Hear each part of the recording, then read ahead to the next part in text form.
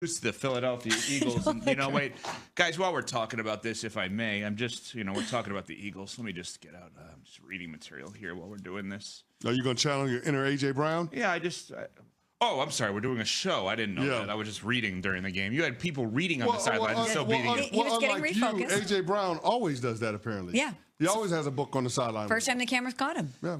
According to him. There's a conversation to be had about that. I actually appreciate the fact that he has a place to go when he's not 100% right mentally. That's a great thing. No doubt. Could not agree more. Period. Next sentence. He had one catch, and then he went there. Anyway, but it's just an amazing scene. I actually give him credit. It's an amazing scene on the sidelines to see a player reading a book. But, Smalls, your Green Bay Packers, very simply, did not have the season that anyone anticipated them to have. Your opening statement, so to speak, on your squad. Yeah, it was certainly a frustrating season. Based on what they were able to do last postseason, they had a lot of momentum heading into this year, and this is a young team. So you thought they're in a really good position because they have that scar tissue from last postseason, but they're still so young and they're malleable and they're growing together. And quite simply, this season for the Green Bay Packers wasn't good enough.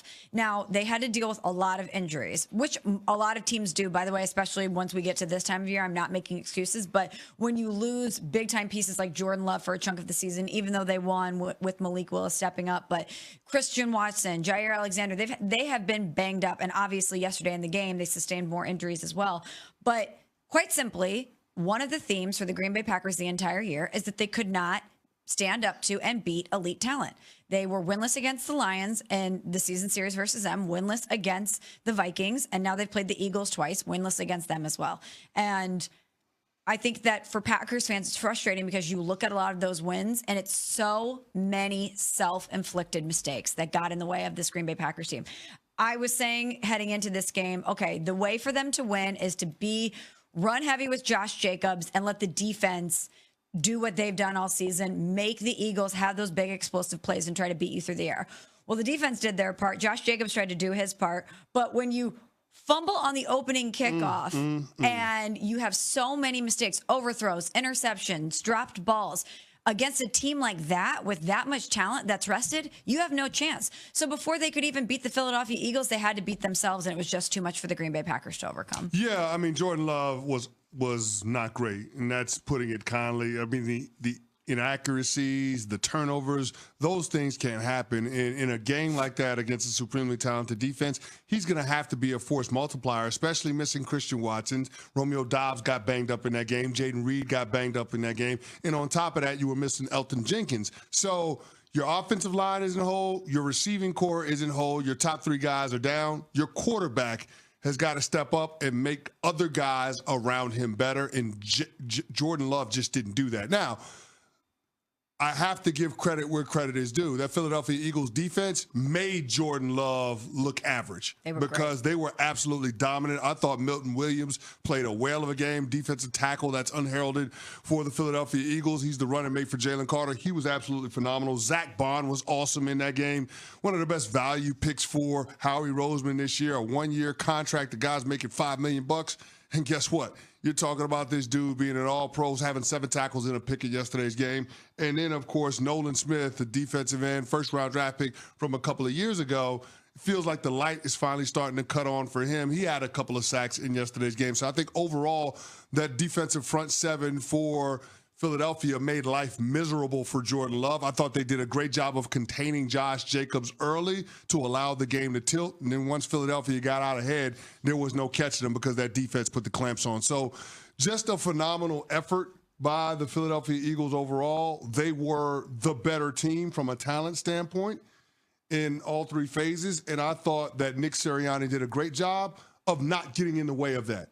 They just applied pressure to the Green Bay Packers in all 3 phases, and they just waited for the Packers to crack, and that's exactly what we saw in the second half. Jordan Love, Packers quarterback, postgame on the idea that, as Smalls mentions, they did not win big games this year.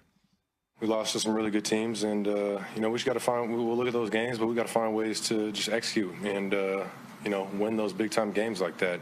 And obviously this year we weren't able to do that. So there'll be a lot of stuff we'll look at, try and figure out what exactly, the kind of the root of our problem is and areas we can get better. But, yeah, just wasn't good enough against like you said, the really good teams in this league, and be something that, we'll focus on this offseason.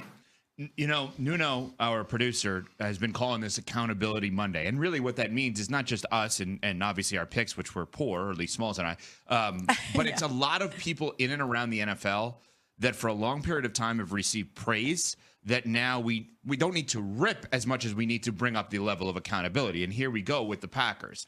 I think they enter into next season now in year 3 of Jordan Love as a full-time starter, in year 3 of Matt LaFleur post Aaron Rodgers with Jordan Love, with some pressure on them. And I think there's clear-cut expectations. Like, they have to be the division winner in the NFC North. They have to be a top 2 seed in the NFC. Jordan Love has to be a top 5 finisher in the MVP. And I think Matt LaFleur has to be top 5 in the Coach of the Year candidacy. And if some of these things don't happen, or a lot of these things don't happen, and it's going to be very different Lions in that division. And the Vikings. Yeah. And maybe the Bears will be better. I think Matt LaFleur next year becomes Sirianni and McDermott and maybe Tomlin a little bit this year. As, okay, you've been there and done that, but like you got to get them over the hump. And I think there is some cause for concern with the Green Bay Packers right now, despite how young they are, because they act young too. With all the penalties, personal fouls, things like that. I think the pressure is on them going into next season. Yeah, but they weren't healthy yesterday. So I don't know if I can take a whole lot away from yesterday's game. I don't know if I can take a whole lot away from this season overall. Jordan Love hasn't been healthy. It's been uneven. They've had a lot of injuries that they've had to contend with, key guys that are in and out of the lineup. I don't look at this season as an indictment on Jordan Love or Matt LaFleur. You would hope that things would be better, but you've got a long runway with this head coach and quarterback. And they've proven that, LaFleur has proven in his own right he can get his team to the championship rounds. He's been to a few conference championship games. He's had success in the postseason. So you want them to be able to have that high-end success. You want them to be able to get to and win a Super Bowl. But I think what makes it different from Nick Sirianni in terms of what both of them have to work with is that we've seen Matt LaFleur do this across 2 different quarterbacks, and we've also seen him do it without having a supremely talented team. Matt LaFleur has never had a team like what Nick Sirianni is bringing to the party with these Philadelphia Eagles. They're stacked. They're stacked. There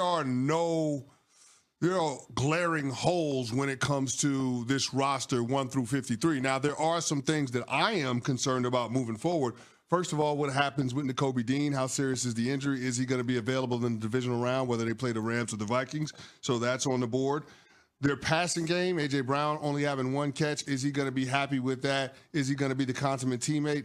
Avoid being a distraction as they continue to move through the postseason.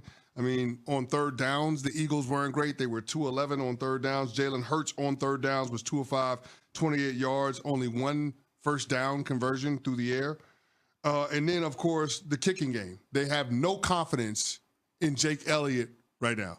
I mean, absolutely none. After the touchdown with Dallas Goedert, he misses the extra point. You can tell the way that Nick Sirianni and Kellen Moore called the game that they weren't going to leave it up to Jake Elliott. I mean, on the season, Jake Elliott is 1 of 8 from kicks of 50+.